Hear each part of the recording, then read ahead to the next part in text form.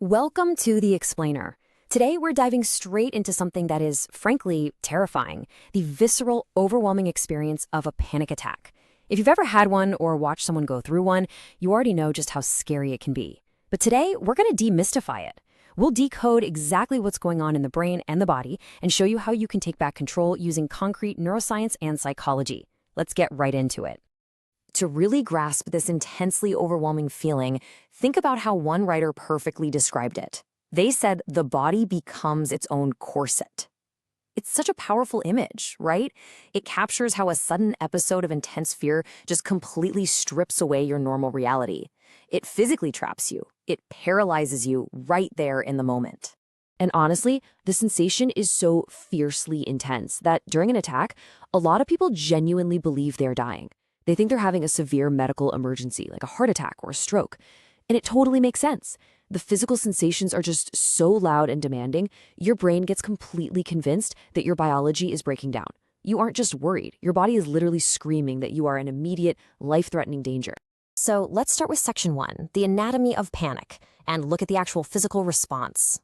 To even be officially classified as a panic attack by the DSMV, you have to get hit with a rapid barrage of at least 4 of these severe symptoms all at the exact same time.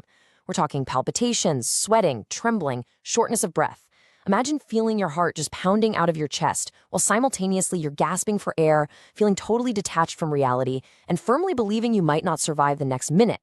It's a complete, full-system biological override. Now, even though it feels like an absolute never-ending nightmare, there is actually a crucial biological limit.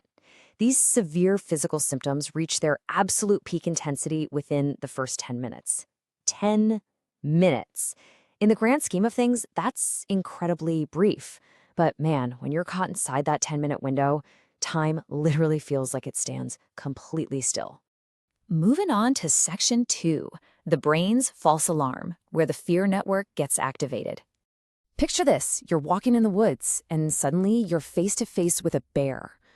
Your body instantly triggers a massive, life-saving adrenaline rush to help you fight or run for your life. That is a brilliantly designed survival mechanism. But with a panic attack, the exact same biological alarm is going off. Same intensity, same adrenaline, but there's no bear. There's no actual threat. The alarm is very real, but the fire is completely imaginary.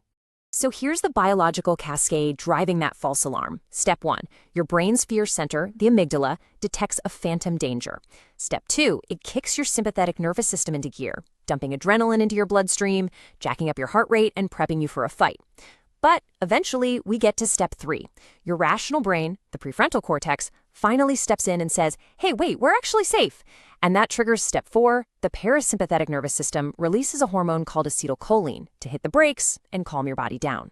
Which brings us to Section 3, panic disorder, and what happens when panic takes over. It is absolutely crucial to distinguish between having a single attack and having an actual disorder. Look, anyone can have a random panic attack, but a panic disorder? That develops when these unexpected false alarms just keep happening. It causes this persistent, nagging worry about when the next one will hit, and it fundamentally alters your behavior because you start doing whatever it takes just to avoid another episode. And that leads to a really devastating behavioral shift. The sheer fear of having an attack in public creates intense anticipatory anxiety. People end up choosing to endure these horrific attacks completely alone, or they start actively avoiding familiar situations, like elevators, cars, or parks.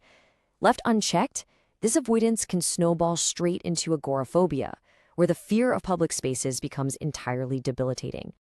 This takes us right into Section 4, Mind's Power, covering distortions and body vigilance. People who are prone to panic often suffer from something psychologists call body vigilance. It's actually fascinating and terrible. They become incredibly hypersensitive and hyper-focused on every single bodily sensation. Every little heartbeat, a slight shift in breathing, a tiny change in temperature. It's like the mind is playing a cruel trick, interpreting perfectly normal, harmless physical signals as catastrophic danger. So you don't just feel a skipped heartbeat, you obsess over it, totally convinced it's the start of something fatal. This intense vigilance triggers 3 core distorted thoughts that basically pour gasoline on the anxiety fire. First is catastrophizing. That's when you conclude a normal racing heart is definitively a heart attack. Second is fortune telling. You feel a little lightheaded and predict you are 100% going to faint. And third is jumping to conclusions, believing that hyperventilating means you're going to suffocate or totally lose your mind. These thoughts just amplify the adrenaline, locking you right back into the panic cycle. But there is good news. Let's look at Section 5, taking back control through evidence-based treatment. When you compare medications like SSRIs to cognitive behavioral therapy or CBT, a super clear picture emerges about long-term success. Check this out. While both share a similar 40% initial response rate, CBT offers a significantly lower relapse rate. We're talking just 20%, compared to a massive 50% relapse rate when someone stops taking medication. Why the huge difference? Because CBT fundamentally rewires your thoughts. It gives you lasting internal cognitive tools that you get to carry with you forever. CBT turns all of this into an actionable plan, giving you back your power through 5 very specific steps. First, you learn to identify the exact physiological symptoms. Second, you monitor your attacks objectively using a diary. Third, you practice breathing and relaxation techniques to actively trigger that parasympathetic nervous system we talked about earlier. Fourth, you actively rethink those catastrophic distorted beliefs. And finally, step 5, you safely and gradually expose yourself to your triggers to prove to your brain, once and for all, that they aren't actually dangerous. So you might be wondering, how can simply understanding the biological mechanics of a panic attack become your very first line of defense? Well, the exact moment you can label that racing heart as just adrenaline instead of a heart attack, you strip the fear of its power. You literally interrupt the feedback loop. Understanding the mechanics transforms a terrifying, mysterious unknown into a predictable, temporary bodily function. It is a real game changer.